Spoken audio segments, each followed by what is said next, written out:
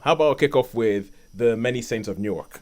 Okay, cool. We'll Yeah, I'll kick be off. interested in this because I've never seen The Sopranos. I mean, I'm aware of it, but I've Hmm. never seen The Sopranos. So, Same I'm here. I've never seen it. I'm so culturally aware of it, but I haven't seen it. yeah, and so this will be an interesting to see if it's worth a watch or not. So I'm looking forward to this one. Okay, and just like you guys, I also have never seen The Oh Sopranos. right, okay. Wow. Yeah, yeah, it's funny. I've never seen The Sopranos, and part of me, the only reason I watched this was because it was the only film that I, that I could actually Yeah, get yeah, to yeah. watch. Because and there is there with the idea of this film coming about is quite similar because to another beloved TV show that lasted a couple of seasons and then ended up with a movie being made after years after the show was ended, and that was Breaking Bad. Breaking Bad made this film called El Camino, which I reviewed on the show. And I remember Sean, you asked, oh, do you have to have watched Breaking Bad Yeah. to watch this? And I think with that, I was like I struggle to see how you would be able to follow that film if you hadn't watched Breaking Bad because it's Right, almost a yeah. direct it's a direct follow on from this. This takes a different tact because David Chase, the guy who created The Sopranos, has gone on record as saying he has no interest whatsoever in doing a what happened after the final scene of The Sopranos. He says he has no interest whatsoever. But he's gone back into the past, and this film starts in 1967 in Newark, and there was this thing called the Newark race riots. So it goes into the like this at this time. Tony Soprano, who's the main character of The Sopranos, is a child. So he is about, I don't know, 5 years old or something like that. When no, probably more like 8 years old when this film starts. And you get to meet like his family and everything like that, and they're involved in crime, and you get to see. I think the period detail in this is amazing.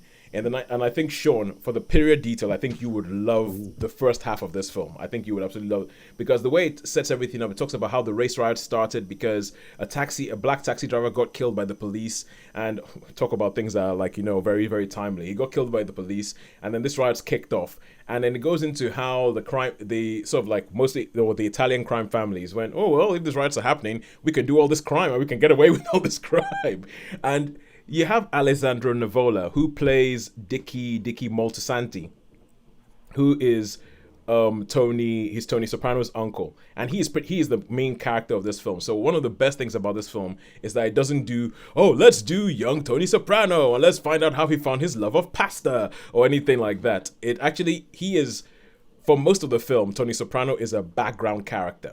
And I think it's a great idea. He's a background character, and you have his uncles, and you meet all these new characters that you do not have to have any knowledge of The Sopranos to follow these characters.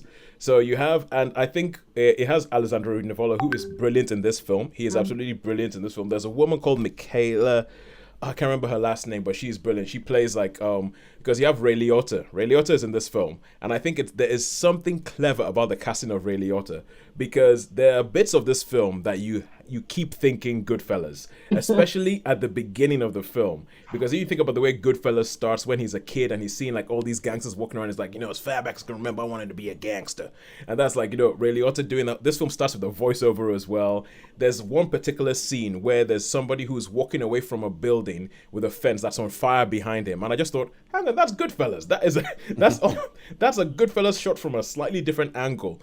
And the fact they have Ray Liotta in it, who obviously in Goodfellas was this young guy who saw the wonder and the brilliance of the gangster life. And in this film, Ray Liotta plays an old dude who's almost at regret about the gangster life. And I'm just kind of like, that's genius casting. It sort of gets you into the theme of the film almost straight away. Boom. I think he's really good. And I also think he is brilliant in this. There are some scenes where he's having a scene with Alessandro Nivola, and Alessandro Nivola says something, and just from Ray Liotta's eyes, you can see exactly what he's thinking, and I think it's some amazing acting in this. So I think it's really good. I love the period detail. I don't know much about The Sopranos, but there's bits where they do something and you kind of feel. I feel like that's like a reference to something else in The Sopranos, or like but because there's some characters that when they show them, there's a character that gets born during the film, and you're like, if that character has born now, that character has got to figure in The Sopranos right now. So in this scene where Tony's meeting this baby cousin, there's something going on here that I don't understand because I haven't watched The Sopranos. So Yeah, all in all, I thought it was a really good film. I think Vera Farmiga or Vera Farmiga, I never know how to pronounce her last name. No. She plays Tony Soprano's mum, and she is awesome. She is so. I spent half the film trying to figure out if it was her or not. I was like, it looks a bit like Vera Farmiga, but I don't really know. John Bernthal plays his dad. I think essentially the cast for this is stacked, and some of them don't really do anything. It's almost as if the film has too much going on. As in, you can tell that the source thing is a TV show because the pacing is slow. It moves along as it takes its own sweet time to do anything, and you feel as if, oh, if we had another episode, if we had 10 episodes, you could go into that storyline, you could go into that storyline. And one of the ones I really liked was there's a guy, Leslie Odom Jr., he plays like this black guy who the mafia used to do some of the dirty work. And there's a storyline about him deciding, you know what, why should we actually work for white people? I want to build my own crime empire. So that's going on as well.